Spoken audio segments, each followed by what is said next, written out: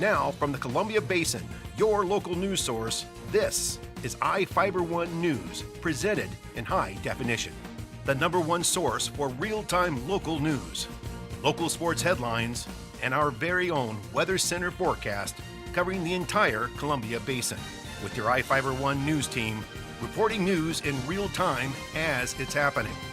From the iFIBER Communications HD broadcast studio in Ephrata, Washington, this is iFIBER 1 News, and it starts now.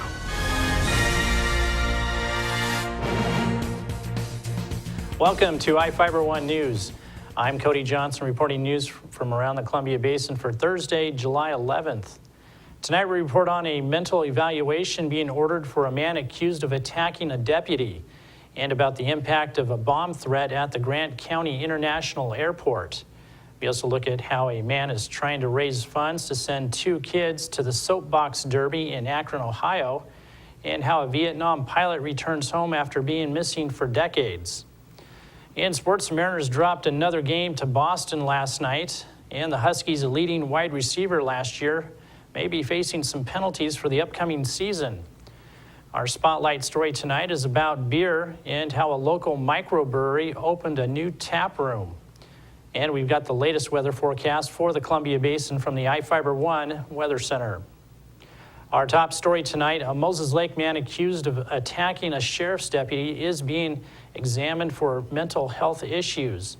The reason for Corey Minitani's evaluation are sealed by Grant County Superior Court Judge John Nodell, but the motion stated doctors will review whether Minitani is competent on August 6th. 40-year-old Minitani is charged with 2 counts of assault in the first degree after allegedly attacking his wife and a Grant County Sheriff's deputy on August of 2012. Minitani refused to appear at the hearing, stating it was illegal. He was previously accused his attorneys, the prosecutor, and several other officials with wrongdoing. Minitani was arrested after he returned home to find his estranged wife with another man. He reportedly told the other man to leave and then argued with his wife before attacking her. She called 911, and when the deputy arrived, Minitani allegedly told the officer to be prepared to shoot him and then charged the deputy with a knife in his hand. The deputy wounded Minitani, firing 1 shot into his chest. Big Bend Community College closed the campus for a few hours today after a bomb threat was made at the Grant County International Airport. Here with the story is Spencer Graham. The Grant County International Airport was evacuated this morning after receiving a bomb threat over the phone. Airport security acted quickly on the threat and alerted the Grant County Sheriff's Office. Well, about 8:45 this morning, the Grant County International Airport received a telephone call. That telephone call was a person telephoning a bomb threat.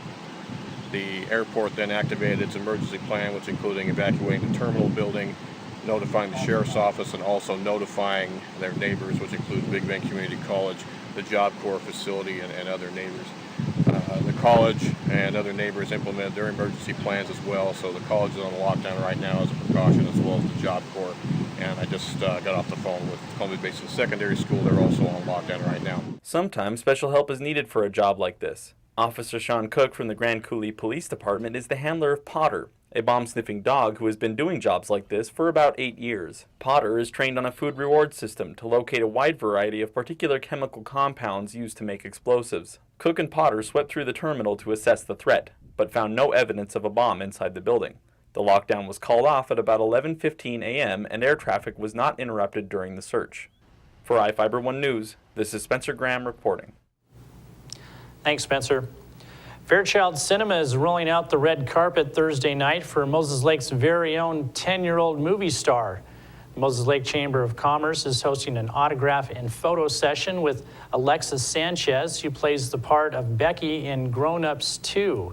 Sanchez will be in the lobby of the theater at 6 p.m., just prior to the first showing of the new movie at 7:15. Alexis and her family lives in Moses Lake when she's, of course, not out acting on location for movies. Alexis was also in the first movie with her famous line, "I want to get chocolate wasted," in the scene where the adults tried to play off the meaning of wasted as eating ice cream.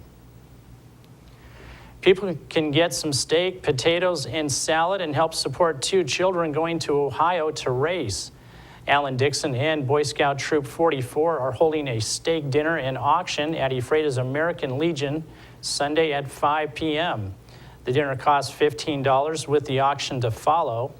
The money from the dinner will help send 9-year-old Jandy Castellon and 8-year-old Kayla Rhodes to Akron, Ohio for the annual All-American Soapbox Derby.